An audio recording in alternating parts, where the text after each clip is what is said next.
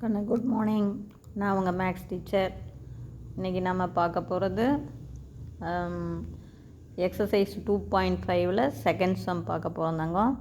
பாருங்கள், இந்த செகண்ட் சம்மில் for any two complex number z1 and z2 such that modulus of z1 equal to modulus of z2 equal to 1 and z1 into z2 not equal to -1.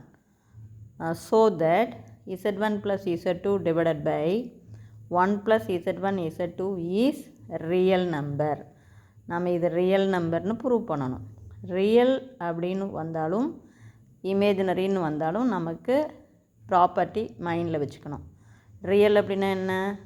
இதுவும் இதனுடைய பாரும் ஈக்குவலாக இருக்கணும். அதே இமேஜினரினா இது அதனுடைய காஞ்சுகேட் வேல்யூக்கு ஆப்போசிட்டாக மைனஸில் இருக்கணும். அதாவது இசட் ஈக்குவல் டு இசட் பார் அப்படின்னு வந்தால், ஈக்குவலாக வந்தால், ஒரு காம்ப்ளெக்ஸ் நம்பரும் அதனுடைய காஞ்சுகேட்டும் ஈக்குவலாக வந்தால் இட் இஸ் ரியல். அதே complex number z equal to minus z bar குறி மாறி வந்தால் இமேஜினரி. ஓகேவா? இந்த ரெண்டு ப்ராப்பர்ட்டி இருக்கா, அதை தான் பேஸ் பண்ண போகிறோம். இப்போ இதில் பாருங்கள், மாடுலஸ் ஆஃப் z1 1ன்னு கொடுத்துருக்காங்க.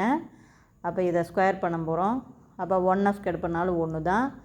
மாடுலஸ் ஆஃப் z1 ஸ்கொயர்டு, இந்த property z1 into z1 bar நமக்கு தெரியும். என்ன property? Modulus of z squared equal to z into z bar. அந்த ப்ராப்பர்ட்டி பிரகாரம் மாடுலஸ் ஆஃப் z1 ஸ்கொயர்டு எப்படி எழுதலாம்? z1 into z1 bar equal to 1. இப்போ இதிலிருந்து z1 கண்டுபிடிக்கிறோம். மல்டிபிளாக இருக்கிற z1 பார் இந்த வந்தால் டிவைடு. அப்போ so z1 equal to 1 by z1 bar. Similarly z2 equal to modulus of z2வும் 1ன்னு கொடுத்துருக்காங்களா. So z2 equal to 1 divided by z2 bar. புரியுதா? z1 கண்டுபிடிச்சிட்டோம், z2 கண்டுபிடிச்சிட்டோம். இதை கொண்டாந்து இந்த கணக்கில் சப்ஸ்டிட்யூட் பண்ண போகிறோம். அப்போ கணக்கு நம்ம எழுதிக்கலாம். ஃபஸ்ட்டு கணக்கில் z1 பாருங்கள், z1 plus z2 divided by 1 plus z1 z2.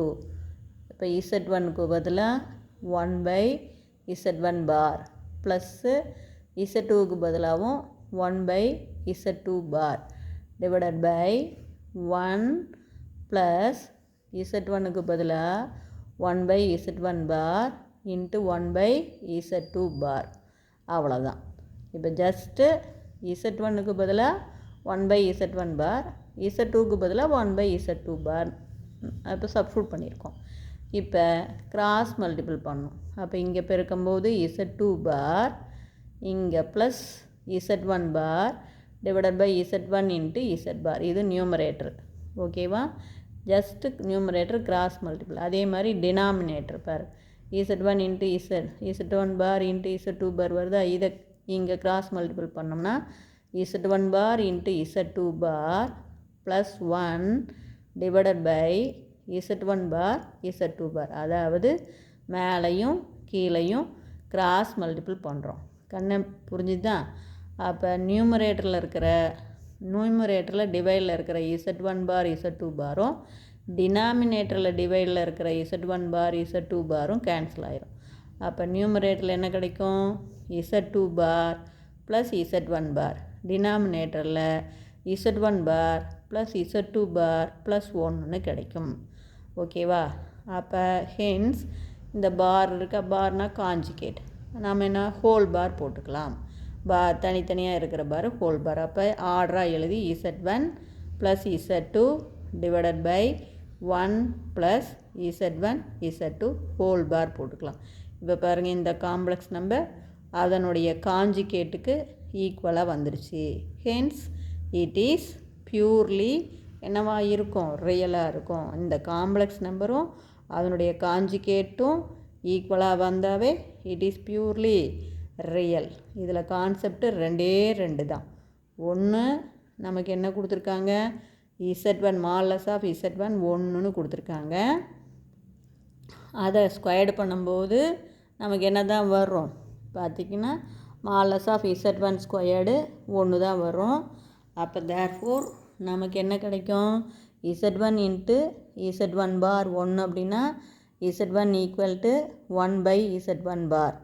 Similarly z2 equal to 1 by z2 bar. ஓகேவா, z1 பார் கண்டுபிடிக்கிறோம், z2 பார் கண்டுபிடிக்கிறோம், அதை கொண்டாந்து கணக்கில் சப்ஸ்டியூட் பண்ணுறோம். அடுத்தது கிராஸ் மல்டிபிள் பண்ணுறோம். இவ்வளோ தான் வேலை. அடுத்தது தனித்தனியாக இருக்கிற பார் காஞ்சிகேட் அதை சேர்த்து எழுதுகிறோம். முடிஞ்சு போச்சு. இவ்வளோ தான்.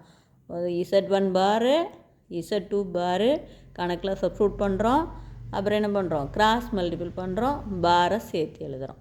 அப்போ hence it is purely real. ஓகேவா.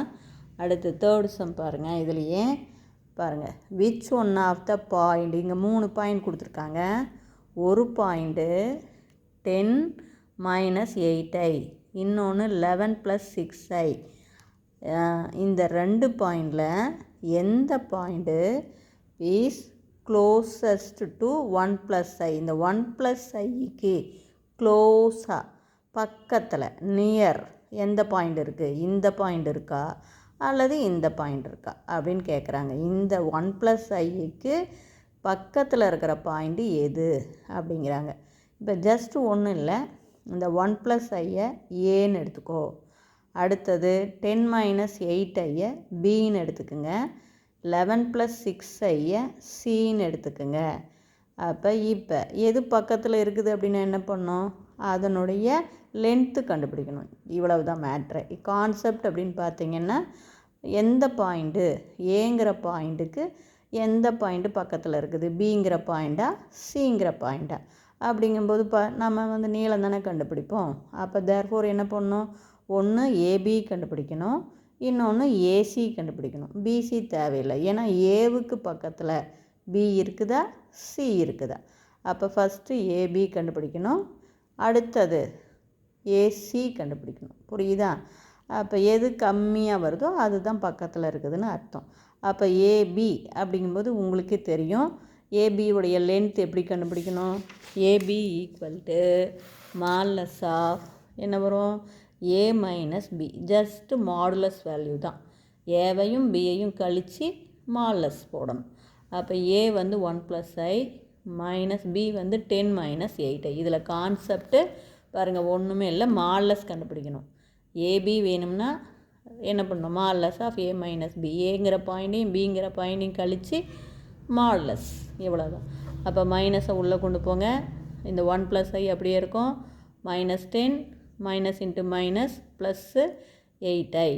இப்போ பாருங்கள், 1ஐயும் 8ஐயும் கூட்டிக்கிட்டிங்கன்னா என்ன வரும் நமக்கு, சாரி 1ம் நமக்கு ரியல் பார்ட் வந்து இங்கே 1, அதே மாதிரி -10. அப்போ இது பண்ணும்போது நமக்கு பெரிய நம்பருடைய குறி -9. அதே மாதிரி இங்கே ஒரு ஐ, இங்கே ஒரு 8i ஆட் பண்ணிக்கிட்டால் 9i. புரியுதா. இப்போ நான் இதுவும் 9, இங்கேயும் 9, 9ஐ காமனாக வெளியில் எடுத்துருங்க. அப்போ இங்கே -1 இருக்கும், ப்ளஸ் ஐ இருக்கும். அப்போ 9 மாடுலஸ் அப்படின்னா என்ன பண்ணுவோம், ரூட்டுக்குள்ளே real part square plus imaginary part square. Real part -1, அதை ஸ்கொயர் பண்ணால் 1, இமேஜினரி பார்ட்டு +1, ஐயோடைய கோஎஃபிஷியன்ட் +1 ஸ்கொயர் பண்ணால் 1. அப்போ ரூட்டுக்குள்ளே 2. அப்போ வெளியில் நம்ம 9 வெளியில் எடுத்துட்டோம், 9√2. அதே மாதிரி ஏசினா ஏவுக்கும் சிக்கும் இடைப்பட்ட டிஸ்டன்ஸ். அப்போ ஏ மைனஸ் சி. அப்போ ஏ வந்து 1 ப்ளஸ் ஐன்னு எழுதுறீங்க, மைனஸ் சி 11 ப்ளஸ் 6i, மைனஸை உள்ளே கொண்டு போயிருங்க. அப்போ 11ம் மைனஸ் ஆயிரும், 6ஐயும் மைனஸ் ஆயிரும். இப்போ கழித்து போட்டிங்கன்னா பாருங்கள், ரியல் பார்ட்டு சிம்பிளிஃபை பண்ணிங்கன்னா பெரிய நம்பருடைய குறி -, 11ல் 1 போச்சுன்னா 10. அதே மாதிரி பெரிய நம்பருடைய குறி -6iல் ஒரு ஐ போச்சுன்னா 5i. இப்போ இதுக்குள்ளே இருந்து பாருங்கள், காமனாக இதுலேயும் 5 இருக்குது, இதுலேயும் 5 இருக்குது. 5ஐ வெளியில் எடுத்துருங்க. இதில் 2 டைம்ஸா 2 5s 10. அதனால் இதில் வந்து -2 மீதி இருக்கும், இதில் -i மீதி இருக்கும். அப்போ 5 மாடுலஸ் அப்படின்னா என்ன பண்ணுவோம், ரூட்டுக்குள்ளே real part square plus imaginary part square. அதே கான்செப்ட் தான். இப்போ இதை ஸ்கொயர் பண்ணும்போது மைனஸ் இன்ட்டு மைனஸ் ப்ளஸ்ஸு 4. அதேமாதிரி இங்கே -1, இதை ஸ்கொயர் பண்ணால் +1. அப்போ √5. இப்போ இதை பாருங்கள், இது 9√2, இது 5√5. அப்போ இது 9 தானே பெருசு, அப்போ 5√5 சின்னது, 9√2 பெருசு.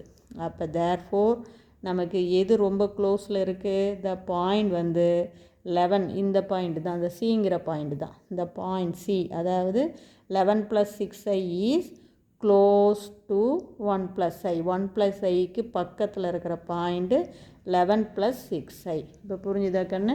இதில் ஏதாச்சும் சந்தேகம் இருந்தால் கேளுங்க. தேங்க்யூ.